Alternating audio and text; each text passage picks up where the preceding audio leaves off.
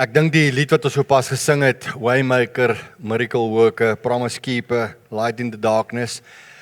Ek dink een van die goed wat my vang as ek so staan en let op dit wat ons sing is, die woorde wat ons gesing het, you never stop working. You never stop working. Ja, die Here hou nooit op werk nie, ten spyte van wie ons is. Ons kan wees wie ons is, wat ons is, en in ons kop werk hy dalk nie. Dink kom ons dink gou daaroor, net vir 'n oomblik. Dis net iets wat ek in my hart gekry het. Partykeer is ek in 'n situasie en ek dink God is nie hier nie. God werk nie. Ek vra hom, maar hy doen niks. Of ek ervaar goed in my lewe, of ek het gesondig en ek het verkeerde goed gedoen, maar God werk steeds. Hy is nie beperk deur my nie. As ek nie doen wat God my voorgeroep het nie, gaan hy iemand anders kry om dit te doen. Iemand anders gebruik om te doen waarvoor hy my geskaap het. Dit sluit so mooi aan by dit wat ek vanoggend met julle wil deel uit Samson se lewe uit. Maar kom ons sit net eers so, dan gaan ons saam bid. Vader, dankie dat U ons Waymaker, Miracle Worker, Promise Keeper, Light in the Darkness. That is who you are. Dis wie U is. Here, en dit spyte van wie ek is en wat ek is en hoe ek is, maak dit nie regtig saak nie. Ek dink aan die woorde wat Ferdi vanoggend gebruik het toe ek aan hy gepraat het. Party mense bely sonde omdat hulle sonde bely omdat hulle voel dit is wetties korrek om dit te doen. Want dis wat U verwag en is reg. Maar dan is daar die ander kant daarvan, wat ek dink wat amper vir my beter is wanneer ek aan U dinge bely, is dit nie omdat die Bybel so sê nie, maar omdat ek die verhouding gebreek het en ek wil die verhouding herstel. Want ek weet ek het U hartseer gemaak. En Here, dit is relationship. Dit is verhouding. Verhoudings werk so, Here, dat ons gaan mekaar teleurstel. Ons gaan partykeer goeders doen wat ons nie moet doen nie. Ons gaan partykeer goeders sê wat ons nie moet sê nie. Ons gaan partykeer spyt wees oor goed en besluite wat ek geneem het en hoekom en waarom en wat het ek nou weer gedoen. Maar op die uiteinde, Here, is U genade daar, dat U is die Waymaker, Miracle Worker, Promise Keeper, Light in the Darkness. Dis na U wat ek kan vlug as die lig in donker tye. Miskien is iemand hierso vanoggend wat emosioneel op 'n donker plek is, of wat fisies op 'n donker plek is, of wat finansiëel op 'n donker plek is, of wat op na liggaam, na siel of na gees iewers op iets is wat dit gaan nie goed nie. Die ekonomie druk. Daar's druk by die werk, of daar's die deals kom nie in nie, of die kontrakte kom nie in soos dit moet vir ons maatskappy nie, of ek werk vir een of ander maatskappy, maar ek weet dit gaan nie goed nie. Daar's kort hoor 'n mens van mense wat deur hierdie turmoil gaan van, en as jy met mense praat, dan sê hulle, ekonomie is maar swaar. Maar ek wil vir elkeen kom intree, Here, U is dan, in daai geval is U ook the Promise Keeper, Miracle Worker, Light in the Darkness. That is who you are, en dis na wie toe ons kom. Ons vlug nie na iets anders toe, of iemand anders toe met groot respek gesê, as net na U toe. Wat ons probleem ook al mag wees, na liggaam, vir herstel van ons liggaam, wat ons dalk siek is, na siel, Here, dat ons emosioneel nie daar is nie, of na ons gees, as ons geestelik dalk nie op die plek is waar ons moet wees nie. Ons bid nou dat U hierdie diens vanoggend sal gebruik, Here. U weet, ek het voorberei wat ek kan, ek het gedoen wat ek kan, ek het nagelees wat ek kan, en ek het die menslike aspek. Maar Here, dan nou wil ons kom staat maak op die goddelike aspek. Ek wil kom staat maak op die Heilige Gees aspek, dat U Gees nou vaardig sal word oor my en oor elke persoon wat luister, en dat ons sal hoor wat ons moet hoor en sal doen wat ons moet doen. Dit help nie, ons is vergeetagtige hoorders, wat 'n woord hoor en uitloop, en ons vergeet daarvan nie, want dan vergelyk ons onsself soos daar in die woord staan met iemand wat in sy eie in die spieël kyk en hy stap weg en hy het vergeet hoe hy lyk. Here, ons wil vra dat U ons sal wys hoe ons lyk vanoggend en dat ons dit kan regmaak. Ons bid dit in U wonderlike naam. Amen. Die Rigtersreeks. Nou ja, ons is so 'n paar weke nou al besig met die boek Rigters en ons het begin voor en ons is besig om met jou oor bekende en minder bekende rigters te praat en so aan. Vanoggend is ons sekerlik myns insiens by die bekendste rigter van hulle almal. As jy dink aan die rigters, dan gaan baie mense vir jou sê Samson. Samson, die ou met die muscles, dis hy. Hy is seker die bekendste rigter. Wat maak Samson spesiaal? Dink julle? Kom maar sê. Sy krag. OK? Wat maak hom nog spesiaal? Sy hare. Dit was nie danshare nie, né? OK, dit was kraghare. OK. Waar het sy krag gelê? In sy hare? Nee, ekskuus, ek hou nie van om dit te doen nie. Ja, jy's reg, die wat gesê het hare, jy's half reg. OK, jy's 50% daar. Waar het Samson se krag regtig gelê? Gehoorsaamheid. Né? Dit het meer gegaan om gehoorsaam te wees as in sy hare. Die hare was deel van die gehoorsaamheid. Maar ons gaan nou daarby kom, by al hierdie goeters. So, julle ken my, né? Ek het hier 'n paar heroes mos in elke klein laaitjie, né? Van kleins af wil 'n Samson wees, né? Jy wil ook sulke mossels hê en jy wil sterk wees en jy wil ook, as die ouens jou moeilikheid gee, wil jy hulle almal so 'n paar klappe kan gee dat hulle deurtrek en dit klink alles fantasties. Ek het hom geïdealiseer op 'n stadium in my lewe. Maar my ultimate favorites, julle weet, is Petrus en ek het 'n paar van hulle, ek assosieer baie maklik met van hulle. Maar wat ek agtergekom het van myself is, die meeste van my heroes wat ek in die Bybel het, is almal ouens wat nogal redelik foute gemaak het. Dink bietjie daaraan. En dit gee my hoop. Is dit nie so nie? Om te dink dat die Here sê vir ons, in die woord sê hy vir ons, in die Nuwe Testament spesifiek in Korintiërs sê hy vir ons, in 1 Korintiërs sê hy vir ons, al hierdie dinge het hulle oorgekom en is opgeskrywe as 'n waarskuwing vir ons op wie die eindes van die eeue gekom het. So, maak nie saak watter karakters ons behanteer in ons reekse nie, of as ons met reekse, of as ons besig is met ons reeks van die jaar, daai oor wat ons met oor ontmoetings met God praat nie, hierdie karakters was mense wat eintlik net mens was, soos ek en jy. Maar ek wil vandag vir jou sê, net soos Samson, is jy ook spesiaal. Glo jy dit? Glo jy dat jy spesiaal is? Glo ons met ons hele hart dat ons nou in 'n baie spesiale tydperk van ons lewe leef. Ons lewe in 'n baie special dispensasie of kerk, ek wil amper sê in 'n tydperk, kom ek praat Afrikaans, né? In 'n baie spesiale tydperk. Van die uitstorting van die Heilige Gees op Pinksterdag tot vandag toe en tot die Here gaan kom om sy kinders te kom haal, lewe ons in 'n tydperk wat die Heilige Gees tydperk of die Heilige Gees dispensasie is, maar net 'n ander woord vir tydperk, genoem word.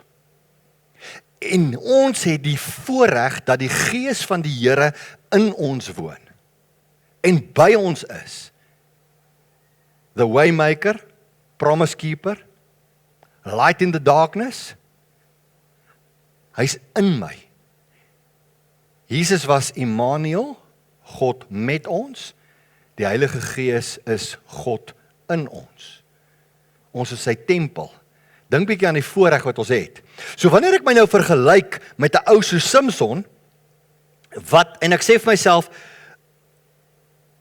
ja, hy's 'n childhood hero. Ek het baie childhood heroes gehad, ek het vir jou so 'n paar foto's daar opgesit. Ek toe ek agterkom wie my childhood heroes was, kom ek agter meeste van hulle het springboktruie gedra en meeste van hulle het flank gespeel. Ek weet nie hoekom nie. Seker omdat ek self 'n flank was op 'n dag. Maar Jan Ellis, onthou julle hom? Kinders sê Jan wie? OK, Jan Ellis. Julle sal nie weet nie. Hy het 'n rugbybal in een hand gedra en met hom gehardloop. En nie 'n klein balletjie nie, 'n leerbal. Dan kry ouens soos Ruben Kreer, Skalkburger, jy noem hulle. Daar's een skramskakel daar wat ek nooit sal vergeet nie, is Joos van die Westhuizen. Hy was een van my ultimate heroes gewees. Maar hoekom idealiseer ons hierdie mense? Want hy het iets spesiaal. Daar's iets spesiaal wat hy kan doen. Daar's iets spesiaal in hom. Daar's iets. Hy het net hierdie hy soos Pieter Stef de Tooy. Daar self 'n siekte na hom vernoem. PTSD. Post-traumatic stress syndrome. Pieter Stef de Toy, selfe voorletters. Né? Is net so 'n bietjie opgemeng so nou en dan as jy kan spel. Né? Maar dit is so, ons almal het hierdie heroes wat ons gehad het. Maar ek wil vandag met jou praat oor Samson, maar ek wil met jou praat uit 'n oogpunt uit van nie net Samson die hero nie, maar sy keuses wat hy gemaak het. En wat het Samson so spesiaal gemaak? En wat het hom so spesiaal gemaak is, ons moet teruggaan, ons moet die storie van gaan haal eintlik in Numeri.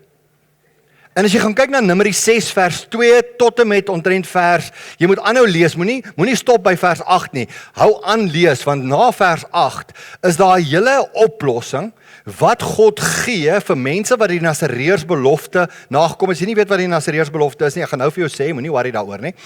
Maar die Nasareërs belofte was 'n baie spesiale belofte wat iemand vrywilliglik kon maak. En ek wil hê jy moet dink aan verlede week se preek, toe ons gepraat het jy moet pas op wat jy beloof. Okay, so hier is eintlik 'n voortsetting daarvan en volgende week gaan ons met jou praat, as jy val, sal God jou optel, ook uit Samson se lewe uit. So, hierdie ene pas so in die middel van die twee in. Okay, so, maar jy's nie verlore as jy nie een van hulle geluister het nie, jy gaan nog steeds verstaan wat ek probeer sê.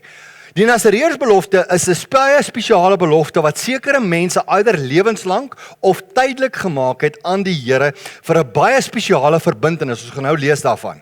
En dan is daar ook na vers 8 'n oplossing van wat jy moes doen as jy hierdie Nasareërs belofte gebreek het, sodat jy weer offers bring aan die Here en jouself herstel, en dit gaan ook gepaard met hare wat geskeer moet word op sekere tye, en dan moet sondoffers en brandoffers gemaak word en wat ook al, en dan herstel God jou Nasareërs belofte wat jy gemaak het. So jy kon tydelik 'n belofte maak aan die Here, 'n Nasareërs belofte, of dit kon 'n lewenslange belofte gewees het. Ek gaan nou vir die voorbeelde in die Bybel ook gee. Maar die Nasareërs belofte is 'n verskriklik baie spesiale belofte, en dit laat my baie dink aan die tydperk wat ons nou in lewe, dat ons lewe nou ook in 'n tydperk wat die Gees van die Here uitgestort is, en dat ons die voorreg het dat die Heilige Gees in ons woon en met ons is ons hele lewe lank. Anders as in die Ou Testament, waar hy gegee is vir sekere goeders of vir sekere geleenthede en weer onttrek is baie keer by dieselfde karakter of verskillende karakters. So in teologiese terme praat ons van in die Ou Testament is die Heilige Gees gegee sporadies en insidenteel. Met ander woorde, net nou en dan, maar ook met spesifieke insidente, waar ons nou in 'n tydperk lewe wat ons die Heilige Gees het. Ek sê, die hele preek moet jy dit in jou kop hou. Okay, so, kom ons lees gou-gou die Nasareërs belofte. As dit ou nuus is vir jou, great, maar miskien wil die Here vir jou ietsie sê hierso. Okay, die Here is in Numeri besig om met Moses te praat, die leier van die volk, en hy gee vir hom die Nasareërs belofte vir die eerste keer. Hy kommunikeer met hom, wat is 'n Nasareërs belofte? Hy sê, spreek met die kinders van Israel en sê vir hulle, as 'n man of 'n vrou 'n besondere gelofte aflê, die gelofte van die Nasareër, om hom of haar aan die Here te wy, moet hy hom van wyn en sterk drank onthou. Wyn, asyn en asyn van sterk drank mag hy nie drink nie. Ja, geen druiwesap mag hy drink nie. Ook geen vars of gedroogde druiwe eet nie. So rosientjies, druiwe, vars druiwe, alles is uit. Sterk drank obviously is uit. Al daai tipe goeders. En dit is wat die Here van jou verwag as jy die Nasareërs belofte doen. Goed, hy sê, in al die dae, onthou dit kan tydelik ook wees, né? Hou dit in gedagte, dit kan tydelik ook wees. Al die dae van sy Nasareërskap mag hy niks eet van alles wat van die wynstok afgemaak is nie, selfs nie van die pitte en die doppe nie. So die Here wil hê jy moet heeltemal van enige wynstok produkte, vars vrugte, maak nie saak, jy moet jy wegbly, selfs enigiets, né? Ek dink hy sê dit 2 keer vir 'n rede.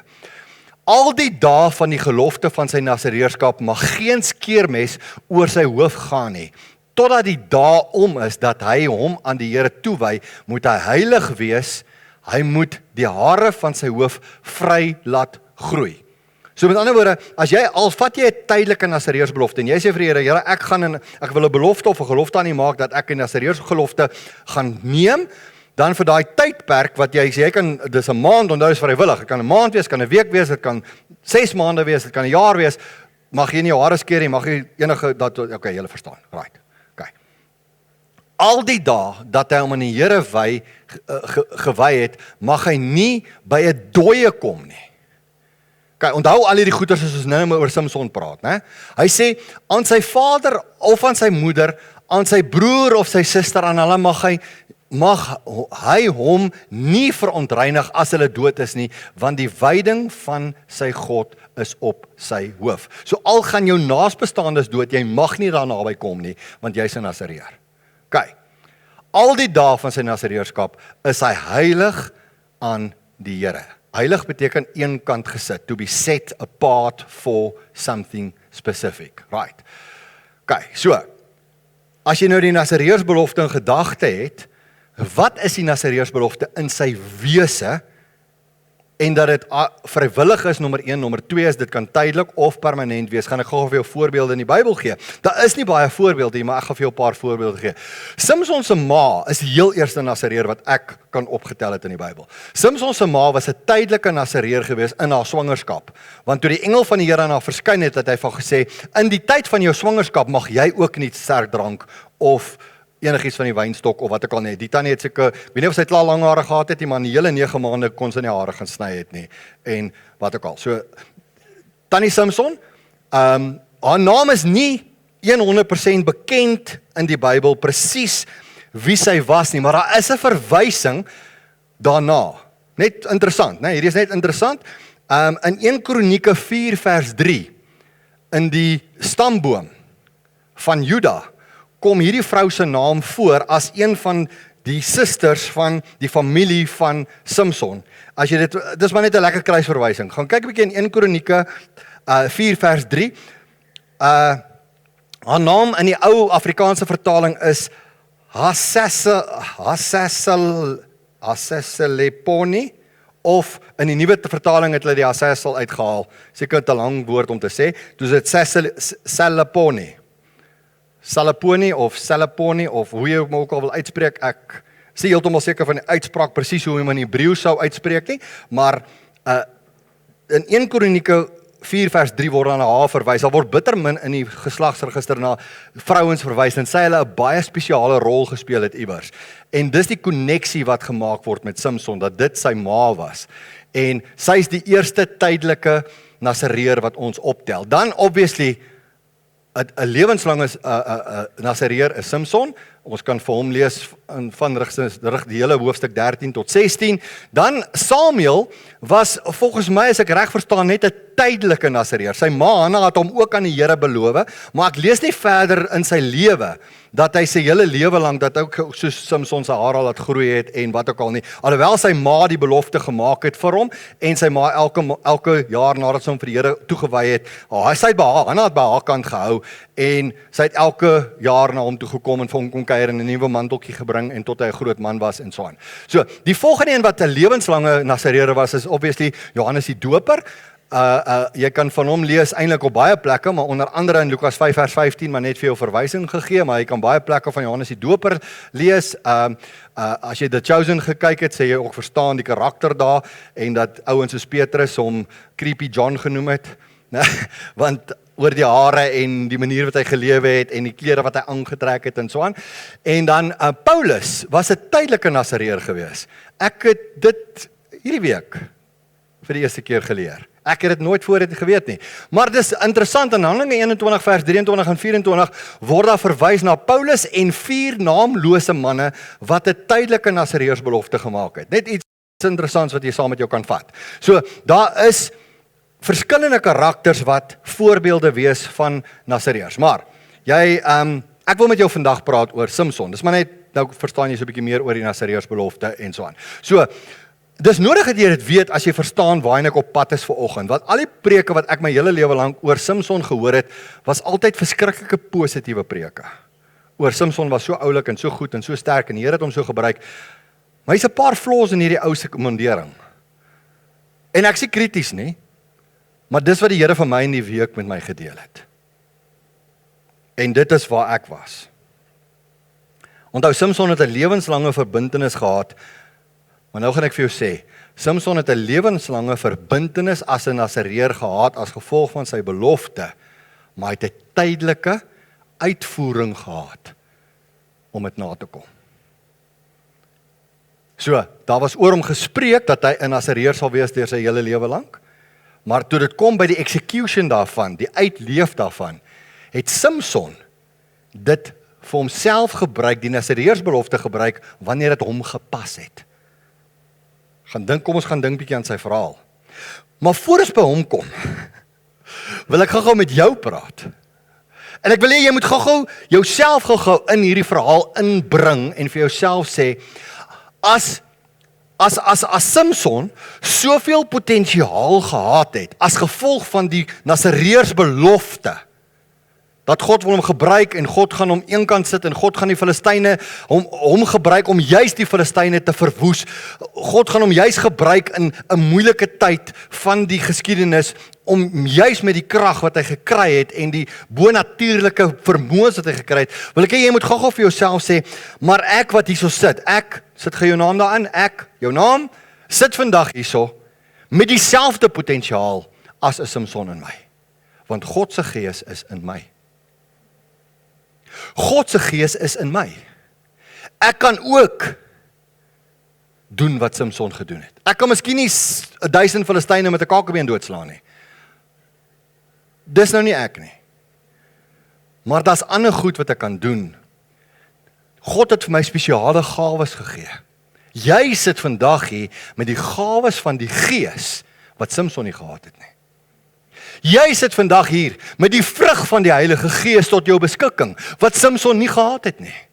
Jy sit vandag hierso en jy het potensiaal wat Samson dalk glad nie gehad het nie. En die tema van hierdie preek is juist dit, spesiale gawes verg spesiale verantwoordelikheid. Ouens, en ek dink ons as kinders van God is baie keer is ons nie tot die vermoë, ons vergeet dat ons in hierdie baie spesiale tyd lewe, dat die gees van die Here in ons woon, en dat ons die gees van die Here in ons het, dat ons het die tempel van God geword, waar hy altyd beperk was na die tempel, die tabernakel, en hy in die wolk en die vuurkolom, bo daai tabernakel gebly het, en later in die tempel van Salomo, en so aan, in die allerheiligste by die ark, en hulle nog deur offers gered moes word, deur diere, het ons die voorreg, wat ons baie keer vergeet, dat daai goed is vervul in Christus Jesus.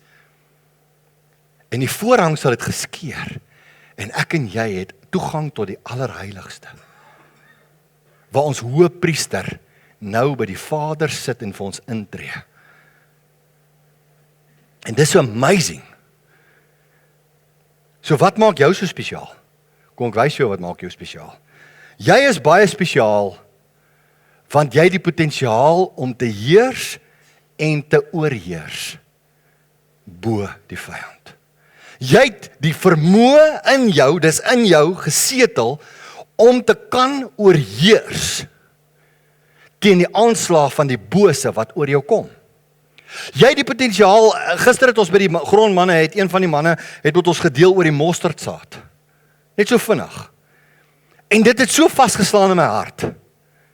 Die hele ding van die mosterdsaad, wat in my gedagte opgekom het op 'n stadium was, die Here sê, 'n mosterdsaad is van die kleinste sade wat daar is. Obviously, ons almal weet dit, maar as hy eers geplant is en hy ontkiem en jy maak hom na, dan word dit een van die grootste bome, né? Maar binne daai mosterdsaadjie, hoe klein hy ook al is, lê die potensiaal van 'n massive boom. Maar as hy kom nie in die grond sit en hom nat maak nie, kan hy nooit 'n boom word nie. Kan hy nooit ontkiem nie. En dit hak aan by Jesus se woorde wat hy gesê het, as die koringkorrel nie in die grond gesit word en die koringkorrel sterf nie, kan die koringkorrel nie sy potensiaal bereik nie.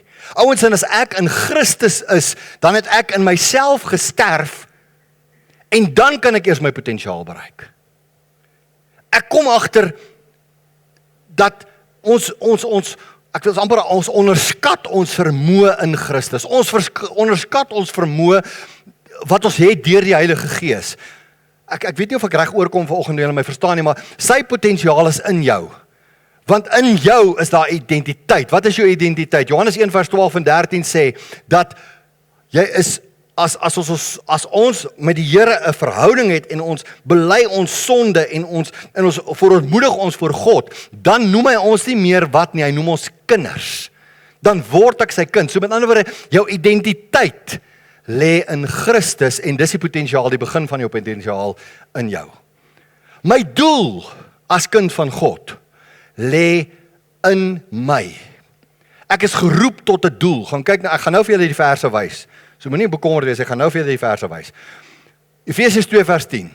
Die verdere ding wat in my lê om my potensiaal te bereik, ek gaan nou by Samson uitkom, moenie bekommerd wees nie, is my verhouding lê in Christus. Nie net om 'n Christen te wees nie. Daar's baie mense wat Christene is, wat nie 'n verhouding met God het nie. En ek wil ons moet dit vir mekaar sê, ouens, as jy vanoggend 'n Christen is, maar jy het nie 'n verhouding met God nie, dan moet jy gaan kyk na jou verhouding met God.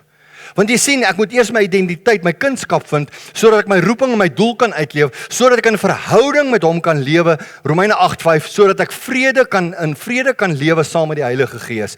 En dan, die 4de punt is, hoe my potensiaal in my lê, is deur die gawes wat die Here deur sy Gees vir ons gegee het. 1 Petrus 4 vers 10 en 11, kan ons in oorwinning en in krag lewe. Kom ons kyk gou na hierdie verse. Johannes 1 vers 12 sê, almal wat hom aangeneem het, aan hulle het hy mag gegee om kinders van God te word. Ek moet hom aanneem. Dit gebeur nie van self nie. Ek moet hom aanneem. Hy het my aangeneem, nou moet ek hom aanneem. Ek moet hom in my lewe innooi. Dan kan ek 'n kind van God word, wat aan hulle wat in sy naam glo, nie aan sy naam glo nie, in sy naam glo. Big difference. Ek kan aan sy naam glo. Jakobus 2 vers 19 sê, die duiwel glo ook, maar hy sit daar. Hy glo ook aan God, maar hy glo nie in God nie. Is 'n big difference. Daai klein woordjie maak 'n groot verskil. En mense sien dit nie raak nie. Hy sê wat nie, kom ons lees die hele ding weer, want hy moet almekaar gelees word. Marius hou op om die woord te interrupt. Maar almal wat hom aangeneem het, aan hulle het hy die mag gegee om kinders van God te word, aan hulle wat in sy naam glo, wat nie uit die bloed of uit die wil van die vlees of uit die wil van 'n man nie, maar uit God gebore is. Wow. Dis waar kunskap kom. Die volgende vers wat ek wil hê jy moet na kyk is Efesiërs 2 vers 10. Want ons is sy maaksel, geskape in Christus Jesus tot goeie werke wat God voorberei het, sodat ons daarin kan wandel. So God het my eenkant gesit, en dis my potensiaal, dat ek in hom voorberei is as gevolg van kunskap, om my doel te kan bereik, deur saam met hom te wandel. Dis verhouding, dis relationship.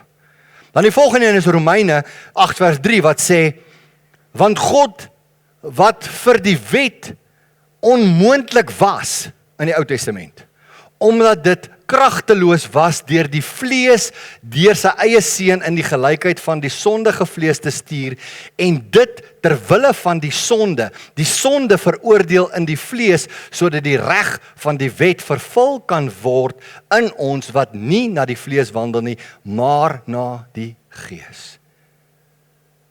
Ons het hierdie voorreg, julle. Hierdie absoluut voorreg om in hierdie tyd te lewe, dat die vervulling het gekom deur Christus vir baie van die goed, nie vir alles nog nie, maar vir baie van die goed, sodat ek in potensiaal kan leef, die saadjie is in my, dat ek kan ontkiem, dat ek kan wandel saam met die Gees van God. Dat ek saam met hom kan wees. En nou kom ons by die gawes. En dan gee hy nog die potensiaal van gawes vir ons, volgens 1 Petrus 4 vers 10 en 11, wat hy sê, na mate elkeen 'n genadegawe ontvang het, moet julle mekaar daarmee dien, soos goeie bedienaars van die veelvuldige genade van God. As iemand spreek, laat dit wees woorde van God, en as iemand dien, laat dit wees soos uit die krag wat God verleen, sodat God in alles verheerlik kan word, deur Jesus Christus, aan wie die heerlikheid behoort. Daar's 'n woord weg, behoort. So nou gaan jy verstaan wat daai slide gesê het. As jy nou die skrif begin bybring, dan gaan jy sê, wow. Met ander woorde, ek is my identiteit lê in Christus. My doel wat ek is binne in my om 'n verskil te maak. My verhouding is van so vaart dat ek vrede met die Heilige Gees kan lewe, en of met die vrede van die Heilige Gees kan lewe, verskoon. En ek het die gawes van die Gees sodat ek diensbaar kan wees, en deur die gawes van die Gees en die vrug van die Gees kan ek in oorwinning lewe. So daai potensiaal is in jou. En as jy vanoggend vir my sê, Marius, maar ek weet nie so lekker of ek dit bereik het al nie, dan is daar iets om voor te werk. Daar kan jy daai gebruik as 'n doelwit vir die week. Daar kan jy Bybelstudie daar gaan doen. Onthou, ek gee vir jou een teks per voorbeeld. Daar is letterlik tientalle per voorbeeld wat ek vir jou kan gee. OK, kom ons praat gou 'n bietjie oor Samson. Samson se voorwaardelike verbintenis. Ek wil net gou voor ek aangaan, wil ek net vir julle sê, onthou net, God wou Samson onvoorwaardelik gebruik as gevolg van sy Nasareërsbelofte. Onvoorwaardelik. Vir altyd. He's a waymaker, miracle worker, promise keeper, light in the darkness. Even as ons foute maak, het ons nou gesing, God is daar en God gaan jou gebruik en so aan. So, dis dieselfde met Samson. God wou hom gebruik. Hy het op een kant gesit. God het en sal sy doel bereik ten spyte van my stupid keuses partykeer. So wat was hy het so 'n paar voorwaardelike verbintenisse gemaak. Nou kom ons kyk hoe hy sy Nasareërbelofte gebreek. Die eerste een was gewees met die eerste vrou wat hy in Timna gekry het. So, dit was nooit God se doel gewees dat hy hom sou verontreinig om met die Filistyne dalk. Ek weet daar staan dat die Here wou dit gebruik het toe hy na Filistia toe gegaan het om die Filistyne te oorwin. Maar kyk gou hoe hy begin om kompromie te maak met sy Nasareërsbelofte. Toe wil hy nou trou met Tannie Timna of haar naam was Stein. OK, haar voornaam was Phyllis. OK. Toe wil hy nou met haar trou, met Filistyn. En hy begin en hy kies vir 'n vrou uit Timna uit. En God wou die Filistyne basies verwoes het deur hom. Maar wat het met Israel gebeur vroeër in Kanaan? Volgens Rigters, volgens die vroeëre boek. Die Here het vir hulle gesê in Josua se tyd, julle moet hierdie mense verdelg, want hierdie mense se afgode gaan vir julle 'n trap raak. En hulle het nie gedoen soos hulle moes nie. Hulle het op 'n stadium begin kompromie maak met die mense in Kanaan. En dit was hulle val gewees. Toe begin hulle onder hulle te trou, en hulle begin met hulle maatjies te maak, en verbonde te sluit, en kort voor lank toe is die Kanaanitiese vrouens binne in die Israeliese huise, en vice versa. En afgodediens begin die hele tyd oor te neem. En dis die hele verhaal van Rigters en na Josua se dood. Die volgende ding is, hier was hy nog redelik alright gewees. Die volgende ding is, hy loop op pad na Timna toe, en die volgende oomblik, toe kom hy leeu, okay, groot respek. En hy vat hierdie leeu, en hy maak gou van hom mins, en hy laat hom al langs die pad staan. En die Bybel sê spesifiek, die gees van die Here het oor hom gekom. So hier is hy nog besig om goed te doen, en hier begin die probleme. Want 'n ruk daarna, toe gaan hy weer soontoe, en hoor gou hoe breek hy die Nasareërsbelofte. Hy gaan en hy loop weer 'n ruk daarna, loop hy verby hierdie karkas, en wat doen hy? Wat sê die Nasareërsbelofte? Jy mag nie met dooie goed in aanraking kom nie. Wat doen hy? Hy gaan nie net in raak aan die leeu nie, hy gaan kyk vir die leeu. Yes, hier lê hy. Dis ook van die ouens dat as jy gevra het, was die toilet, en sê hy, daar.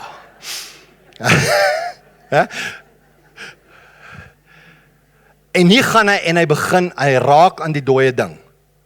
Wat hy nou veronderstel is om te doen volgens die woord van die Here is, hy moes nou homself gaan ontreinig het, en hy moes deur rituele gegaan het van om sy hare te skeer, en op die eerste dag, dan moes hy 'n sondoffer en 'n brandoffer aan die Here gebring het, dan moes hy vir 7 dae gewag het, dan moes hy nog 'n offer aan die Here gebring het, dan moes hy weer sy hare geskeer het, as jy gaan lees wat ons nou gesê het, dan moet hy daai tydperk tel nie vir jou as Nasareër nie, dan herstel God jou as Nasareër weer, en dan gaan jy aan, maar nie Samson nie, jy sien, dis die probleem, ons doen goed wat ons nie moet doen nie, maar ons is nie bereid om reg te maak nie, en dit was die begin van die einde, en die gaan hy nie net, en hy vat nie net aan die lijk van die leeu nie, hy vat selfs heuning uit die leeu uit, en hy eet dit. Nou vir 'n Jewboy is dis uit soos koekies in die weeshuis, jy kan nie dit doen nie.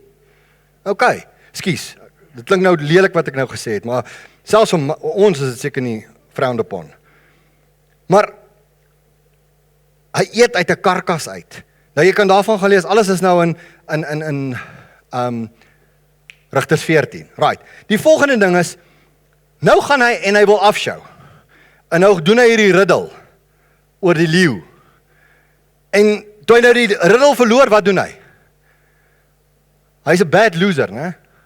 En hy gaan en hy moet hulle 30 stelle klere gee. Wat doen hy? Hy geslaat 30 Filistyne dood. Daar's hy weer by dooie mense. Obviously. En hy trek hulle nog uit ook. So hy raak aan hulle. Jy kan nie ou se klere uittrek as jy hom raak nie. Hy trek hulle uit en hy vat daai dooie mense se klere en hy gaan gee dit vir daai ouens by daai bruilof en hy sê daar vat. Daar breek hy weer sy neersreërsbelofte. Ek lees nie dat hy homself ooit herstel het nie. Net iets wat my uitgestaan het op 'n stadium is, ek dink is Rigters 15 vers 8 wat sê hy het hulle lende lam geslaat. Is dit, jy weet, hy het hulle wiele lam en totally uitgeslaat. Kan jy imagine hoe hy vir hulle geslaat dat hulle lende lam is? Maar anyway, dis amazing, maar in elk geval. Die volgende ding wat hy gedoen het is, 1000 Filistyne storm op hom af. Wat vat hy? 'n dooie, 'n vars, die Bybel sê 'n vars esel kakebeen. Hy vat weer 'n dooie ding. Maar hy slaat al 1000 van hulle dood. Wham bam, boom boom, klaar. Einde van die storie. Ek wil net vir jou wys die agteruitgang. Hy verontreinig hom weer. En ek lees nie van 'n ritueel van reiniging wat ooit plaasvind nie. Dan sê die Bybel vir ons hy het vir 20 jaar dat hy mense gerig. Dit klink of dit dan vir 20 jaar daarna redelik goed gegaan het. Miskien het hy in daai tyd weer homself herstel, ek weet nie. En dan doen hy weer 'n fout. Hy gaan Gaza toe. Almal weet nou waar's Gaza, die afgelope ruk. Hy gaan Gaza toe en daar in die hartjie van die Filistyne gaan hy en hy gaan besoek 'n tannie daar die een aand. Die kinders het nie gehoor. Die Bybel sê sy is 'n slegte vrou, maar daar's ook 'n ander lelike naam wat hulle vir haar gee. En hy ontreinig homself weer met 'n verbintenis met hierdie vrou wat hy nie moes gehad het nie. En die volgende oggend toe, hy het nog steeds sy krag gehad, hy pluk die hele stadspoort se deure uit die kusyne uit en hy loop met hom tot op die berg en hy gooi hom daar neer. Hy het issues gehad hierdie ou. Jy weet as jou vrou vir jou sê, moenie die deur slaan nie, daai is erger. Okay, en dan die grootste val het gekom met Delilah. Want kyk wat doen hy. Hy begin al hoe meer van God se geheim stelselmatig aan haar te openbaar.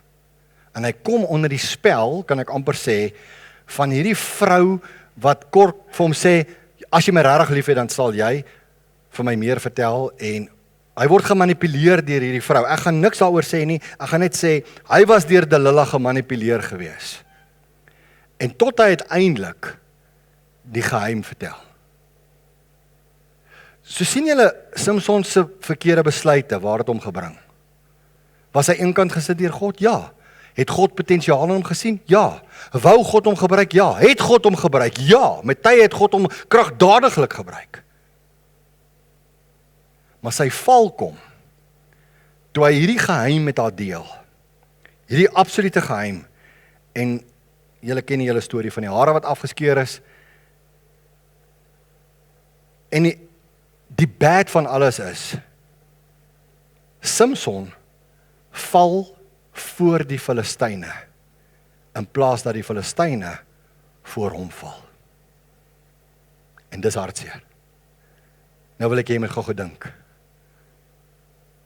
En dis wat my ek gekonfronteer was in die week. Marius, ek het vir jou die potensiaal gegee. Ek het my gees vir jou gegee. Dit wat ek wil hê wat jy moet oorwin, vir watter en hoeveel van hierdie goed val jy, in plaas dat jy dit oorwin. Dis 'n vraag wat ek myself gevra het. Wat was Samson se doel? Volgens my was dit gewees, hy's geroep as 'n rigter, so hy moes rigting gee. Rigting, in Engels is 'n judges, of nie 'n judges wat ons omken in die hof nie, maar hy moes die geregtigheid, reg en geregtigheid laat geskied volgens God se wil. Dis hoekom hulle judges in Engels genoem word, en dis 'n baie goeie vertaling uit die Hebreëus uit. In Afrikaans rigter, dis 'n kombinasie van om rigting te gee en om die geregtigheid te laat gee. 7:4. Okay, so as jy geroep is om rigting te gee, OK, nou moet jy moet nou jouself hierso dink, né? Met die krag van die Heilige Gees in jou, word jy geroep om rigting te gee in jou naaste familie, by jou werk, by jou vriendekring, orals. Moet ek vir mense rigting gee, want ek is mos kind van God. Ek moet hulle help om verlos te word van dit wat hulle vashou, sodat hulle vry kan word. Vry kan wees in Christus. Samson moes die Filistyne bevry van die juk en die mag van die Filistyne. Hy was veronderstel om te heers en te oorwin. Kyk, hou gou daai 3 goed in gedagte. En nou vra jy vir jouself, wat ek vir myself gevra het, Marius, gee jy nog rigting? As jy nog as jy self vry en help jy ander mense om vry te kom van dit wat pla? Heers en oorwin jy? En as ek kyk na Samson, nadat hy geval het, in plaas van om rigting te gee, loop hy al in die ronde. Al in die ronde. Hulle vat hierdie sterk ou. In plaas dat hy 'n rigter is, wat rigting gee en wat geregtigheid laat geskied, moet hy 'n meelsteen al in die ronde stoot. Dis al wat hy gedoen het, heeldag. En hulle spot met hom. Want sy rigting is van hom weggeneem. Sy vermoë om rigting te gee, is by hom gevat. OK, dis die eerste ding wat gevolg daarvan. Die tweede gevolg was gewees, hy was slaaf van die Filistyne, in plaas dat hy die Israeliete bevry het van die Filistyne. Hy's 'n slaaf. Sy oë is uitgesteek. Hy kan nie meer rigting gee nie. Hy kan nie meer 'n rigter wees nie. Hy het totaal op 'n low point in sy lewe gekom. Omdat hy 'n slaaf geword het, in plaas van om in sy vryheid te wees. Die derde ding, hy was oorwonne, plaas van 'n oorwinnaar. Hy lê daar, daar's 'n klein laaitjie wat hom moet rond lei. Nou volgende week gaan ons met jou praat oor God kan jou herstel as jy val. So hier is nie 'n negatief nie, hier is 'n inleiding tot volgende week se preek. Daar is ook potensiaal in jou. En ek moes myself vra, en jy moet jouself vra vanoggend, gee ek rigting? Is ek deel van die bevryding? Of is ek 'n slaaf? Wat is ek besig om te doen? Is ek besig om te voel ek's 'n verloder? Of is jy regtig in jou potensiaal 'n oorwinnaar? En ek en jy moet dit met mekaar uitsorteer. Onthou jou potensiaal. Onthou daai goed wat ek vroeër vir jou gesê het. Dis alles in jou. Maar as jy nie gaan getrou wees, gehoorsaam gaan wees, kan dit met jou gebeur, dat ek en jy tot 'n val kom. Maar dis nie die einde van die preek nie, julle. Dis die einde van vandag se preek. I want to make you think for the week. Want volgende week gaan ons die oplossing gee. Volgende week gaan ons praat oor God herstel jou as jy val. Ons noem dit genade. Die vraag wat ons net vir mekaar moet vra voor ons gaan afsluit is, hoekom wil ek en jy as kind van God baie keer so Samson, so naby as moontlik aan die afgrond leef, as ons eerder so ver as moontlik van die afgrond af kan leef? Die Nasareërsbelofte het ons die persoon wat die belofte gemaak het, weggevat van die rand af van sonde en hulle eerder geplaas hier, ver weg van die afgrond af. Ver weg van enige verkeerde besluite af. En vir Samson was daar oplossings. Ons gaan volgende week gaan dan met jou gedeel word oor die oplossings. Maar ek wil hê jy moet hier weggaan vandag en jy moet vir jouself vra, gee ek rigting? Heers ek? Waarvan is ek 'n slaaf? En gaan maak dit reg, sodat jy volgende week saam met ons kan in oorwinning inbeweeg. Ons is nie klaar met Samson nie.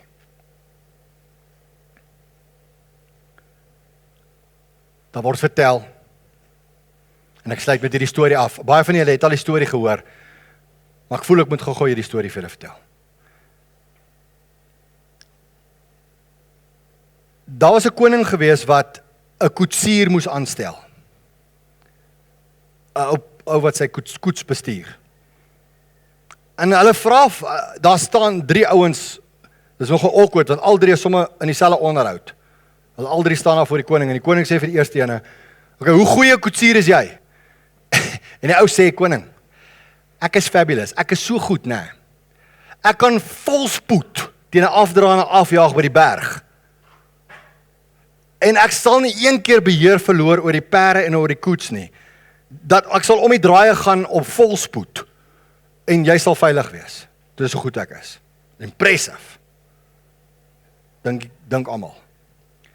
Koning sê vir die tweede ou, hoe goed is jy? Nou obviously, as jy in onderhoud is, dan moet jy hierdie ou mos nou outrun. So hy sit hom nou so entjie verder. Hy sê, man koning, daai ou dink hy's goed, maar watch my. Hy sê, as ek jou koetsbestuurder is. Hy sê, volspoed. Vandat ons wegtrek, as jy, waar jy al moet wees, ons jaag, orals. Hy sê, ander ouens sal 'n uur vat om 'n plek te kom, 0:30, niks vir my. Hy sê, as ons om die draaie gaan, ek is so goed, né, daai afgrond, ek sal met 2 wiele oorgaan, dat die wiele aan die ander kant die afgrond is, dan sal ek hom balance aan hierdie kant, met die perde, wat ons sal veilig aan die ander kant kom. Koning sê, wow. Okay. Hy sê vir die derde ou, hoe goeie koetsbestuurder is jy? Hy sê, koning, as ons teen 'n afdraande gaan, sal ek die perde terughou. Ek sal hulle intrek. Ek sal hulle so stadig as moontlik by die afdraande wil afgaan, want jou lewe is belangrik. Ek sal nie so naby as moontlik aan die afgrond ry nie, maar so naby as moontlik aan die kant weg van die afgrond af, sodat jou lewe behoue kan bly. Wie dink julle het die job gekry? Die tweede ou. Nee. Obviously, Marius, die eerste ou. Nee, die derde ou, nee. Hy het die job gekry. Maar ouens, dit is presies wat ek voel wat ons baie keer doen. Ons wil baie keer so naby kom, dat dit net nie sonde is nie. In plaas van dat ons terugtrek, en eerder in die gees wandel, as in die vlees. En dis wat Samson verkeerd gedoen het. Hy het gekyk, hoe kan hy die boundaries push op sy Nasareërsbelofte? In plaas van om gehoorsaam te wees, en ja, ek is 'n mens, jy is 'n mens, het ek al foute gemaak? Meer as wat jy ooit kan dink. Maar die oplossing lê, gaan herstel jou Nasareërsbelofte. Gaan herstel jou belofte met die Heilige Gees. En bly so ver as moontlik van die kant af weg. Maar kom ons gaan hierdie week, en ons gaan regtig, en ons gaan vra, Here, is ek soos 'n Samson, wat my rigting verloor het, wat my vryheid verloor het, as ander goed wat oor my heers? Is ek dalk 'n Samson, Here, wat vergeet het van die vrymaking, en my verantwoordelikheid, my potensiaal? Dis die vraag. Hemelse Vader, ons kom na U toe, en ek glo en ek hoop en ek vertrou dat mense vanoggend my hart raak gesien het. Here, ek het nie enige iemand vanoggend in gedagte gehad nie. Ek het nie eens geweet wie gaan vanoggend hier wees nie. Dit maak nie vir my saak wie die woord hoor nie. Die belangrikste was vir my, ek het die woord gehoor. Ek het met U bemoeienis gemaak. En Here, ek wil eerste wees om vanoggend te kom bely, Here, dat ek maak foute. Ek sê partykeer goed wat ek nie moet sê nie, ek doen partykeer goed wat ek nie moet doen nie. Ek dink goed wat ek nie moet dink nie. Maar Here, help vir ons om rigtinggewers te wees. Dat ons nooit ons rigting sal verloor nie. Dat ons nie in plaas van om ander mense te verlos of in verlossing te lewe, 'n gevangene word van die vyand nie. Help ons, Here, om te heers oor ons vlees in plaas van 'n slaaf te wees van ons vlees. En help ons ook om volgende week, as ons gaan praat oor, as jy val, kan God jou herstel, dat U ons sal seën en dat U ook daai woord ryklik sal kom seën, sodat U daardeur verheerlik word. Ons bid nou, Here, dat U met ons sal wees, en as ons uit mekaar uitgaan, dat ons in U gees sal wandel. Ons bid dit in Jesus se naam en danksegging. Amen. Ontvang die seën van die Here, die genade van ons Here Jesus Christus, die liefde van God ons Vader, die inwoning en die nabyheid van die Heilige Gees met elkeen van julle hierdie week. Amen.